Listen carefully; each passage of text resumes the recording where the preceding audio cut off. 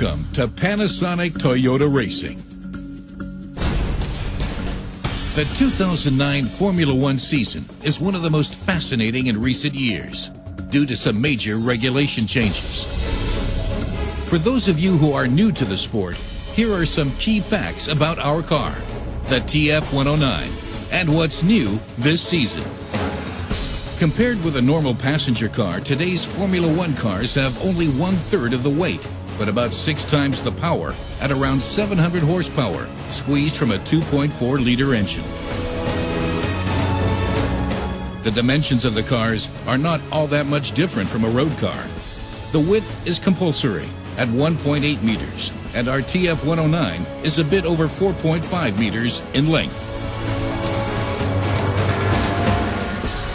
More impressive still are the acceleration and speed of Formula One cars. From a standing start, they reach 200 kilometers per hour in just 5 seconds. The top speed is over 350 kilometers per hour. In 2009, the engines are limited to 18,000 revolutions per minute, down from 19,000 last year. And each driver can use a maximum of 8 engines during the racing season. With that power, the cars generate huge gravitational forces. Acceleration at 3G. Braking at 6G. And in the corners at up to 4G. These forces put massive strains on the driver's head and neck.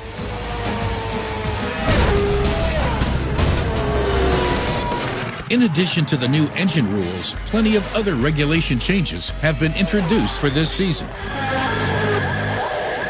From 2009, teams have the option of employing KERS, an 80 horsepower boost available for just under 7 seconds per lap. Another unique element for Formula One drivers to adjust to is the movable front wing, which allows a driver to change the setup of his car during a race.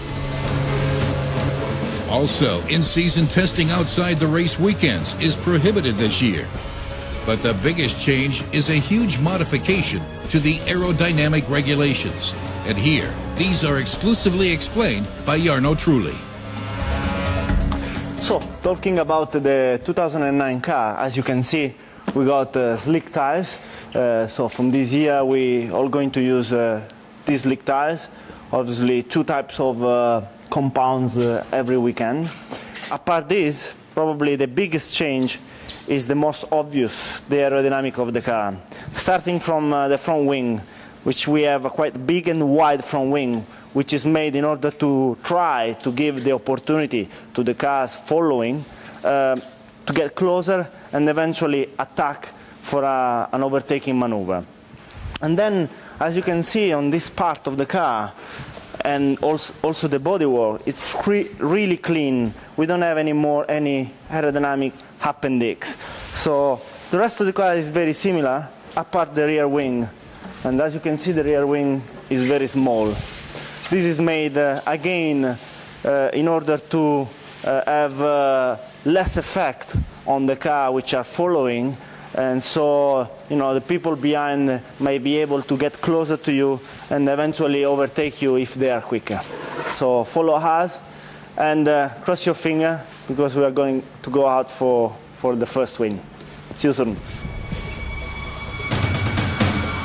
Despite the aerodynamic changes which are introduced, amongst others to reduce downforce, Formula One cars still have plenty of it in 2009.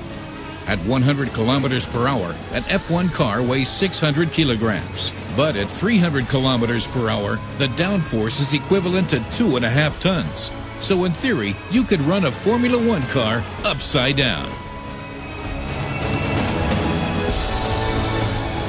Panasonic Toyota Racing. One team,